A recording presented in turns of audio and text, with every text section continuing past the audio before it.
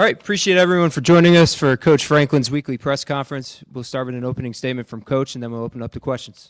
Guys, how we doing? Hope everybody's good. Appreciate, like always, you guys coming out and covering Penn State football. We appreciate it. Obviously, just finished up bye week. I think a lot of you guys kind of covered our bye week schedule. We were all over the place. I know I specifically was all over the place. Me and Terry went out on Monday, got a ton of work done. Then back in here for very productive Tuesday and Wednesday practices. Left out Wednesday night. And then obviously, as you guys know, football's changed. And with the staff size, we used to call it coordinators and captains practice. But with the way staffs have changed, we pretty much had a coach at every position for Thursday's practice. Did a little bit more full speed work than we normally do on that Thursday practice, which was good. Myself and Terry were out again all day Thursday, very productive. With Dion all day Friday, very productive. With Dani O'Brien all day Saturday, and that was good as well. And then got back Saturday last night, and then, got back Saturday night, and then Sunday, we kind of have an expanded practice because obviously we don't have the film to watch, so we take that meeting time and transition it to about 10 more minutes on the field and do some full speed work. I don't want the quarterbacks to be in a situation where they haven't thrown full speed since Thursday, Friday, Saturday, Sunday. So we do that, and that was good. It was good. Obviously getting into Oregon and Coach Lanning, got a tremendous amount of respect for what he's been able to do and for the Oregon football program and university as a whole. It's been impressive to actually, watch what they've been able to do in a short period of time. Number of different coaches and with tremendous support. So it's been impressive. Obviously, Dan's got a defensive background with his time as the defensive coordinator at Georgia, small school guy that's worked his way up, which I got a ton of respect for. We were able to get some film, obviously Montana State, Oklahoma State, Northwestern, and Oregon State. I know kind of being on the road, me and Dani O'Brien were just talking about, we were hoping that Oregon State game was as competitive for as long as possible so that we would have as much film to watch. So that turned out to be a positive as well. When you talk about these guys specifically on the offensive side of the ball, Coach Will Stein has done a really good job. It's interesting. I didn't realize he was from Louisville. For some reason, I thought he had a Texas background. Was a Texas high school coach, very successful, was at the University of Texas.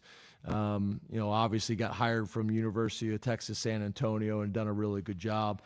They're multiple is the best way I would describe. Multiple personnel groups, multiple tempos, multiple schemes. They're able to run the ball with power. They're able to spread you out as well. Obviously they got a bunch of talented players. I think the tight end really makes them go. Obviously with what we were able to do with Tyler Warren last year, they're getting that out of their tight end position. He's a matchup problem in the pass game. He's physical in the run game, extremely explosive. Mainly 11 personnel team, but they'll go 12 personnel too. Dante Moore, a young man that we recruited the heck out of Detroit, Michigan, was a 5-star recruit. I think was the number one quarterback in the country. Went to UCLA, transferred there, sat behind last year, and now is playing really good football. No surprise there. Their running back, number 27, very productive. Very physical, been impressed with him. And then obviously number one, their wide receiver, Decorian Moore, who obviously we're very aware of, true freshman, playing at a high level, quick, explosive, very, very good ball skills. And then on defense, obviously we talked about, Coach Lanning, they're running a system that he's familiar with. from his Alabama days, but Tosh, obviously, Lupoy, as well. Tosh has got also similar background that Dan has. Has got some NFL experience, been a defensive coordinator at Alabama, been an assistant at Alabama. And obviously those two guys are hand in hand. Multiple base front, 4 down, 3 down, a little bit of 5 down. Primary coverage, they'll mix up between middle of the field open, middle of the field closed, quarters, cover 1 and some 2 robber. They're playing a little bit of the 3 safety stuff. That obviously, Coach Knowles has done a really good job with over his time. We've been impressed with their outside linebacker, number 10, defensive lineman, number 52, outside linebacker, number 44, the transfer safety, DB, number 31 from Purdue, and then inside linebacker, number 28, who's got a great story, local kid, Burlsworth Trophy winner, and kind of seems to be the heartbeat of their defense. So that's going to be a tremendous challenge. And then on special teams, a guy that knows us very well, my guy Joe Lorig. Joe was with us here for 3 years, so he knows our coaching staff, he knows our personnel, he knows our team very well. Was also, I'll give him a shout out, my old roommate at Idaho State in Pocatello, Idaho. We had a heck of an apartment there. But Joe does a really good job. He's an experienced coordinator, also works on the defensive side of the ball with the nickels, which is a similar role that he had here with us. Is from Oregon. This was an opportunity for him to get back home, so I'm happy for him and his family. He's doing a nice job. They got 2 punt returners, number 2 and number 1. Decorian we already talked about, but also Gary Bryant. Those 2 guys have been explosive. Their punter is a Boise State transfer. He's another Australian who doing a really nice job. He had a fake punt. I don't know if it was necessarily a fake or not. A lot of these Australian punters, they will roll and they'll watch the rush so that the coverage team can get down as far as possible, and they'll hold on to the ball as long as possible. And I don't know if it was a called fake or just he has the ability to take off and it's there. But basically no one was in his way from running, so he took off and made a big play for him. But he's an experienced vet.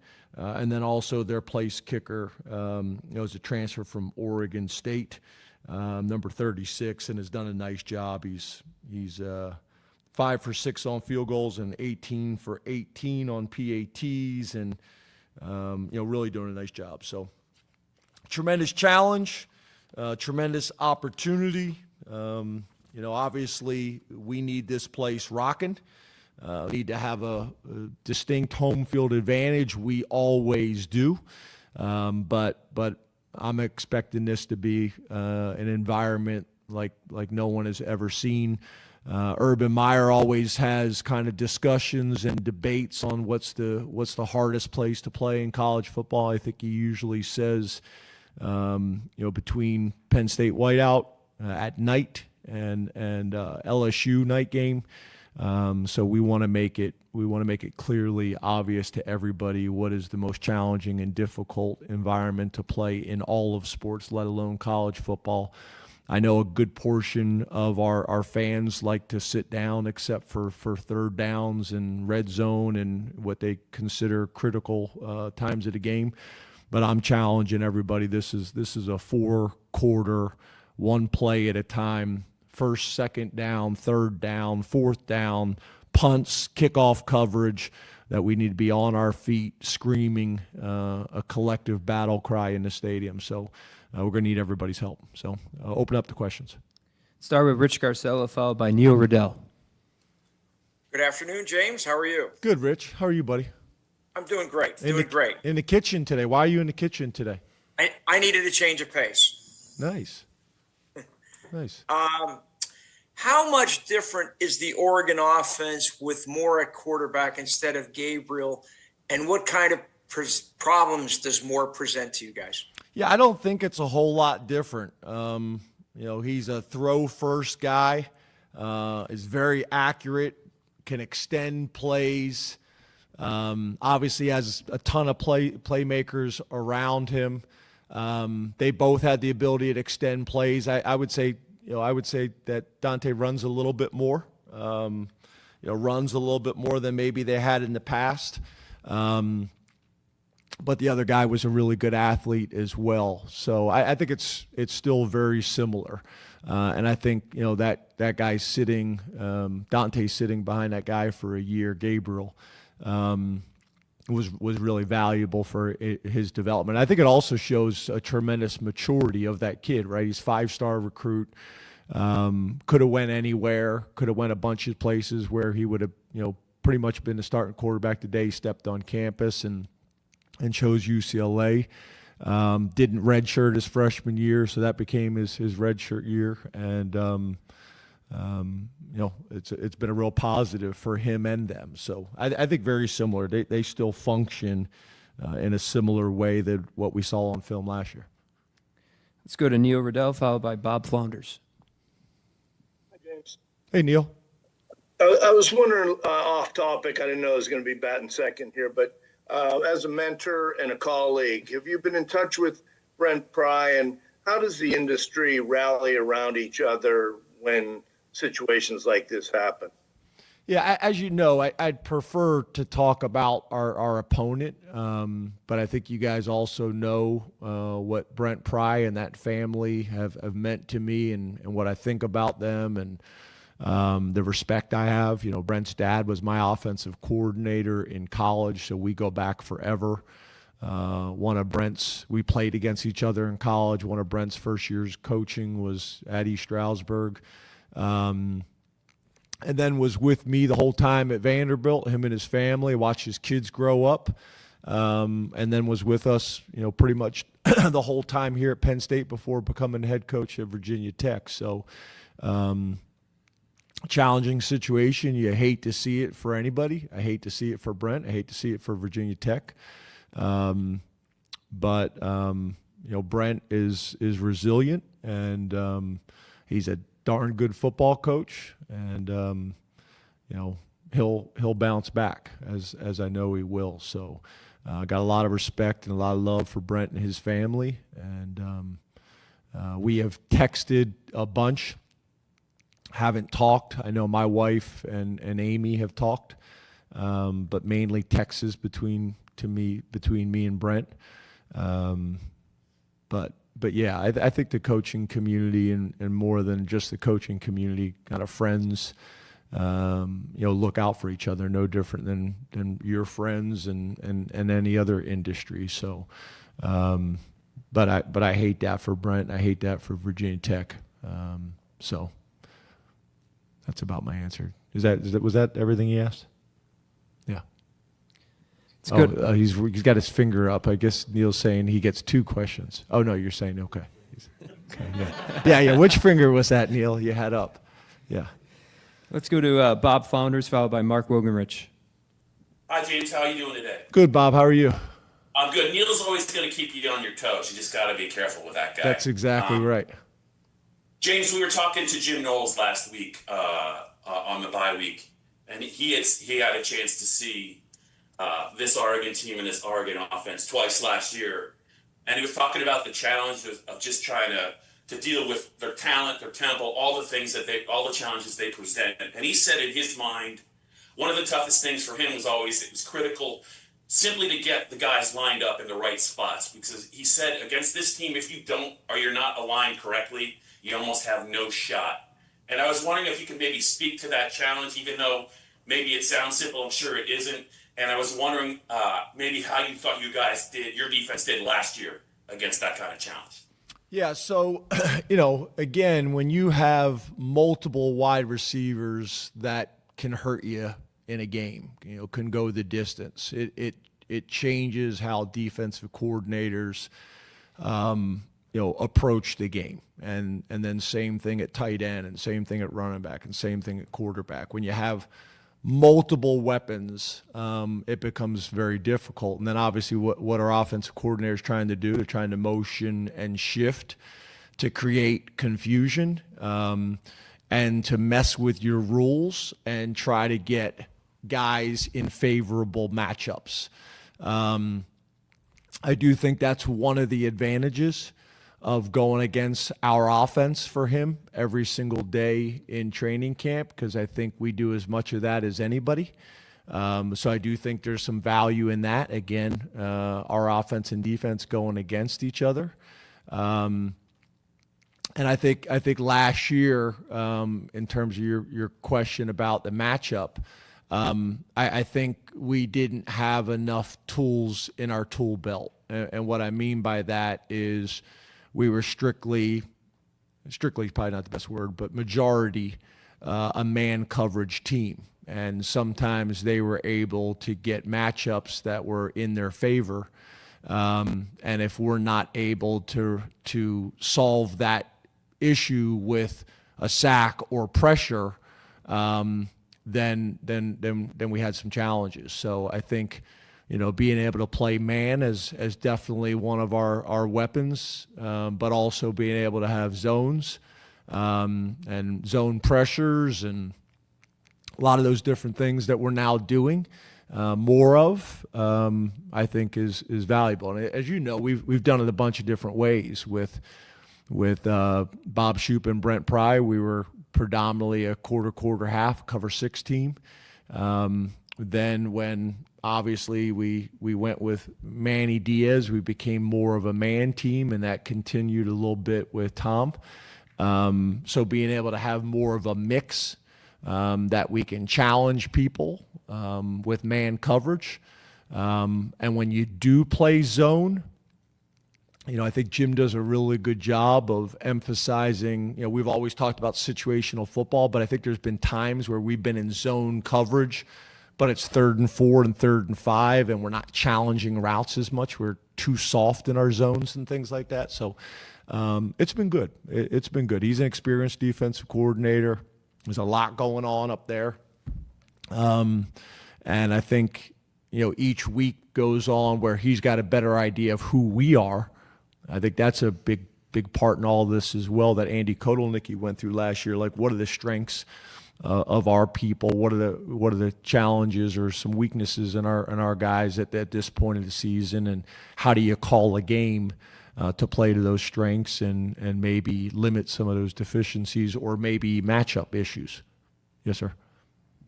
Let's go to Mark Wogenrich, followed by Frank Bodani. Excuse me. Hey, James, how are you? Good, Mark. How are you? Good, thanks. You discussed the bye week, the schedule a little bit, but offensively, what did you accomplish during that bye week in assessing where you've been successful and where you needed to get better? Yeah, so first thing we do every year, which I think is good, is I have the offense self-scout the defense, and I have the defense self-scout the offense.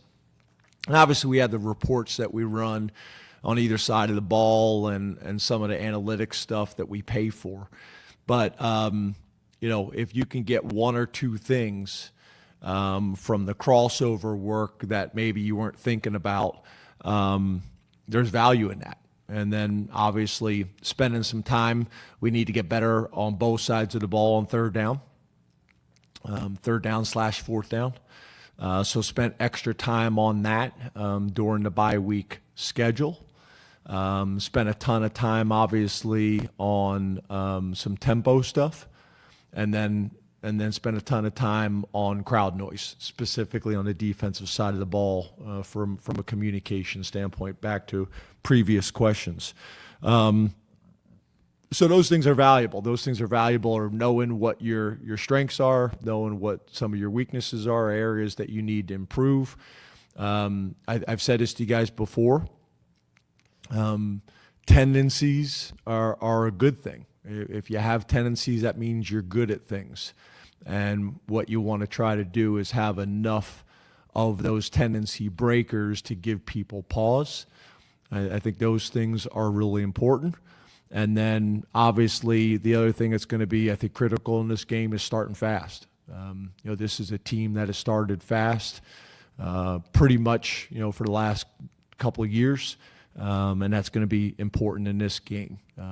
You look at some of the games like last year where that didn't happen for them. It changes things significantly. So starting fast is going to be really important for both our offense and defense. Let's go to Frank Bodani, followed by Mike Gross. Hey, good afternoon. How are you, James? Good, Frank. How are you? Real good, thanks. For your defense, through the first 3 games in the bye week, what's the most important thing you learned about your defense that you didn't know beginning of the season? And maybe is there something big yet you still you want to see from them? Yeah, so probably the biggest one is probably some of our personnel, like Chaz Coleman. Like, we obviously have some young kids that you think are going to be able to help you, and Chaz is really kind of made a move there. Darius Dixon as well. They're 2 young kids that we weren't sure, and as they continue to kind of trend, and there's some other guys as well.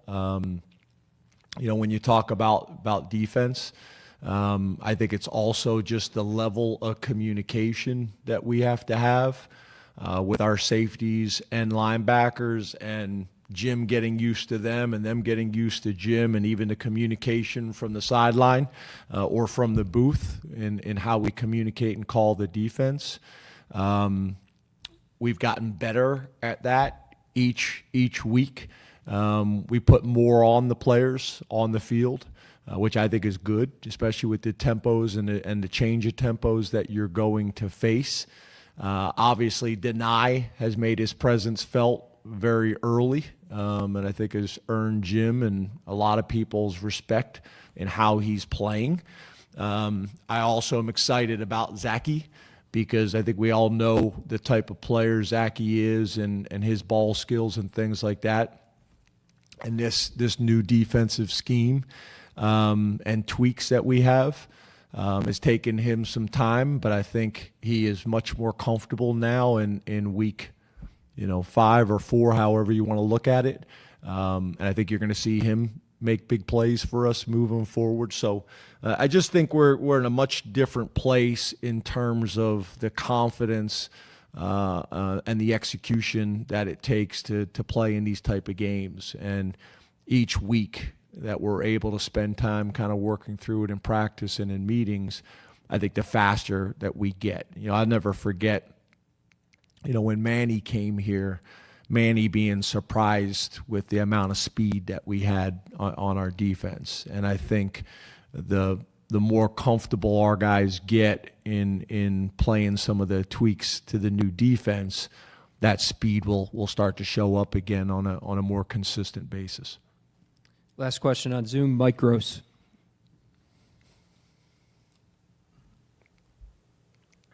Mike? Yeah, I'm coming. Sorry. Good afternoon, James. How are you? Good, Mike. How are you? I'm good, thanks.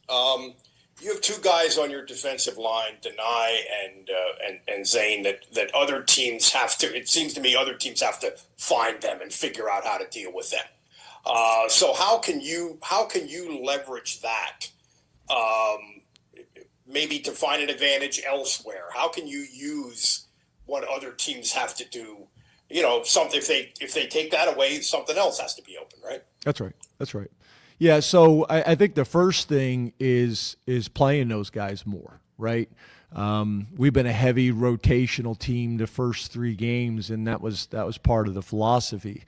But you'll see a change this week in our ones will play more reps. I'm not saying they're going to play every rep in the game, but they're going to play more reps. So, making sure that we have Zane and Dani on the field as much as possible. But I also think part of it is we want those 2 guys to obviously overlap, but then you also would love to have a situation where they're not both off of the field at the same time as well, right? Like when you have 2 veterans, you'd like those veterans to be in with the younger players as well. So I think some of those things we're going to have to look at in how we can create a rotation that allows them to play together, but also limit some of the time where they're both off the field at the same time. That may mean we're going 6 plays with one and 8 plays with the other, or whatever it is in terms of being able to get them a blow. But I think that's going to be important as anything. Specifically on the defensive side of the ball, we've been working hard to create depth this isn't one of those types of games. We need our best players playing as many reps as we possibly can. We're also making sure that we still have a chance to keep them fresh with the rotation of the depth that we've created. So that's part of it. And then I think there's also just some things scheme-wise that we'll do, whether we're putting those guys on the same side in pass rush situations or splitting them up based on what we think they're going to do protection-wise to create some matchups that we think are favorable. We'll go to questions in the room. Mark? Hey, James, thanks for your time. Hey, how are you? I'm doing great. How is the team doing health-wise at this point of the season, and did the bye fall at a good time for the bumps and bruises that you kind of deal with through the course of the season? Yeah, I think we're in a pretty good place. We were able to get through the bye week with really no issues. The last couple games, we really had no issues. Obviously, getting a veteran player like Zariah back has been significant for us, so we're happy with that. But for the most part, we have some normal bumps and bruises, like you say. But we're in pretty good shape. We're in a pretty good place from this standpoint. And obviously we're gonna need to have a physical week. Tuesday and Wednesday is going to be really important in terms of our work days and practice. But we need to make sure that we have everybody available come game time. So there's a balance with all of that, right? Over here on the right, John? Hey, James, how are you? Hey, John. Is it cold in here? Yeah, a little bit. That's what I feel, cold. I'm rarely cold, if Yeah. I'm being honest. You talked about tightening the rotation, specifically at wide receiver. How many guys do you feel comfortable playing on Saturday? And has anyone kind of cracked into that top three that's been building with the transfers and Liam as a fourth? Yeah, we feel the same. We although you guys have not seen a whole lot of Tysier Denmark and Kobe Howard, it's not because we don't have confidence in those guys. It's we wanted to make sure we built the chemistry with our starters. But again, now we're in a situation again, just like I talked about with the defense, that we need to make sure that our guys are on the field for as many reps as possible with tap opportunities to guys that back them up, that we have confidence in. So nothing has really changed, but maybe your question based on perception, it's not that we don't feel like those guys can come in and contribute. It's more we've been using a rotation at wide receiver, very similar to what we're talking about doing with the other positions in this game. Over here on the right, Tyler? Hey, James, thanks for the time. Hey, Tyler, you too. Wanted to throw, I guess, the red shirt conversation back your way, since we're coming out of a bye week, and it was a month ago when you talked about those two initial green lights with Darius and Chaz. Has anyone else earned their way onto that list? And even if he hasn't, Yvonne Kamaju, 3 for 3 getting into games. How has his play, Chaz's play, and the fact that you got Zariah in, maybe changed the way you feel about your defensive end depth compared to a month ago? Yeah, we had felt, I think, maybe you guys had a little bit more concern about the defensive end depth than we did. We felt like they were young, but we felt like we were talented at that position. Yvonne is a guy, right now that we have a lot of confidence in. He's a smart guy. He's a physical guy. He's a trustworthy guy. So we feel like we can play. We also didn't have Malachi Williams, so that factored into it. Malachi had some bumps and bruises that he was dealing with, so that impacted Yvonne's playing time. So hopefully we have Malachi back this week, which we're anticipating.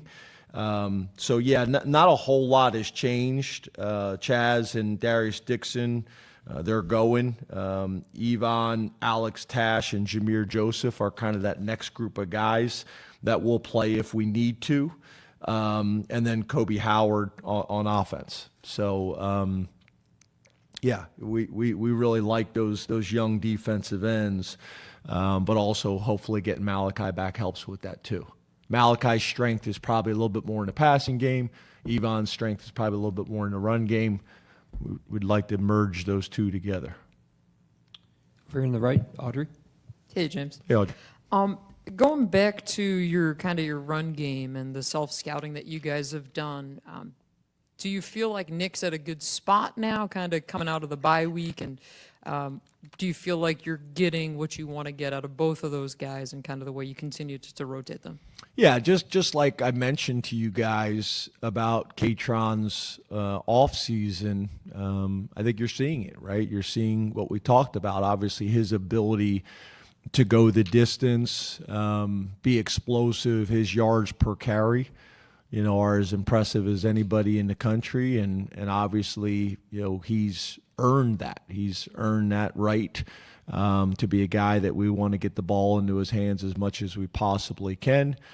We also recognize what Nick Singleton's done over his career, and I think we talked, maybe a week ago just about.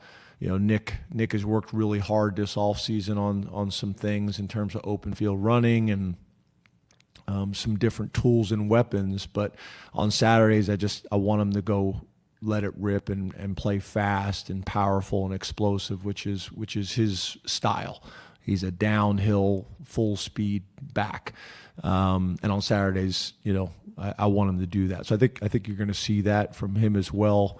He's been too successful for too long here at Penn State. Has had a great career, and that will continue. So I think it's a combination of him trying to be a perfect back, and you're never going to be a perfect back. I've talked about that with a number of our players that on Saturdays just go play and. Again, I got a lot of confidence and I got a lot of trust in Nick Singleton and what he's going to be able to do for us, not only this Saturday, but all season long.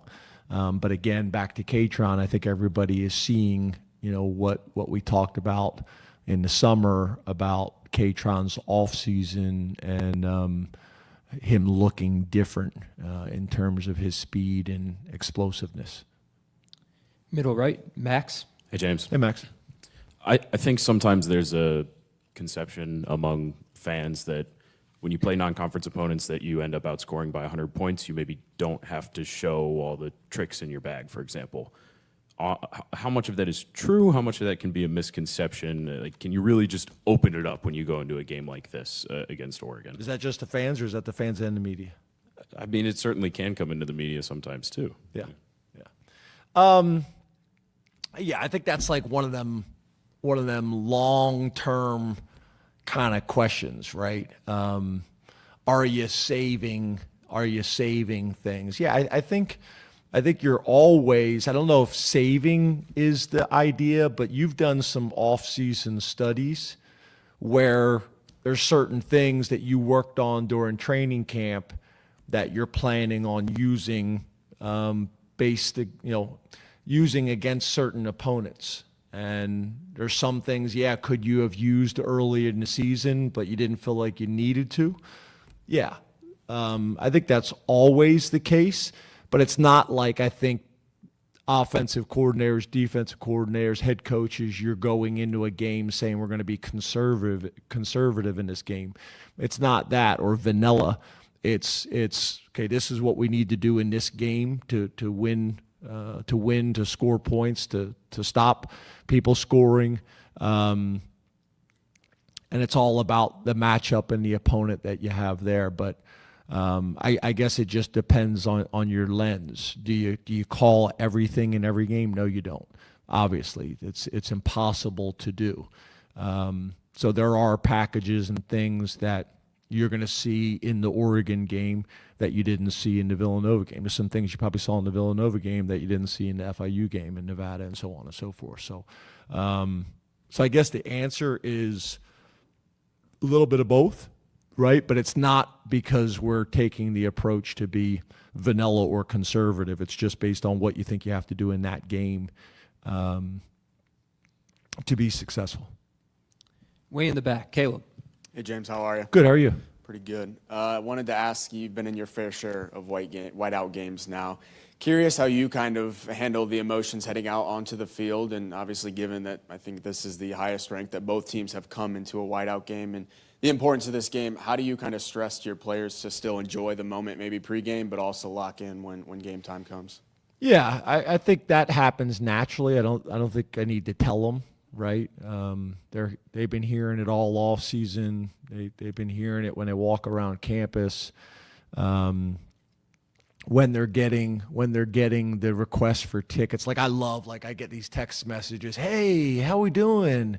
Like, I haven't talked to you in I don't know how long, and you're talking about all these other topics, and I'm just like, all right, come on, get to the point. The answer is no. You've waited to the last minute to request tickets. Like, what are we talking about? So I don't think it's anything that I need to address with them. It is a special deal, and we're fortunate and honored to coach in it and to play in it. But I don't think it's something that needs to be addressed. Almost all of them were there as recruits. The ones that weren't there as recruits have now played in it. So I'll take my 8 seconds when we walk out of the tunnel and kind of take it all in and feel the energy. And then once you kind of run out in the field, you're kind of locked in and focused on the opponent and the challenge. But I don't think it's something that needs to really be addressed. We got time for one more over here on the right, Daniel. How are you doing today, James? Good, Daniel. How are you? I'm doing well. Jim talked about the other safety spot next to Zachy, that it's still an open competition at this point. How have you seen those other three guys handle that competition and develop? We know that Jim talks about how complicated that spot can be. How do you see those guys approaching this, and definitely in an in-season competition? Yeah, I think King is an older guy.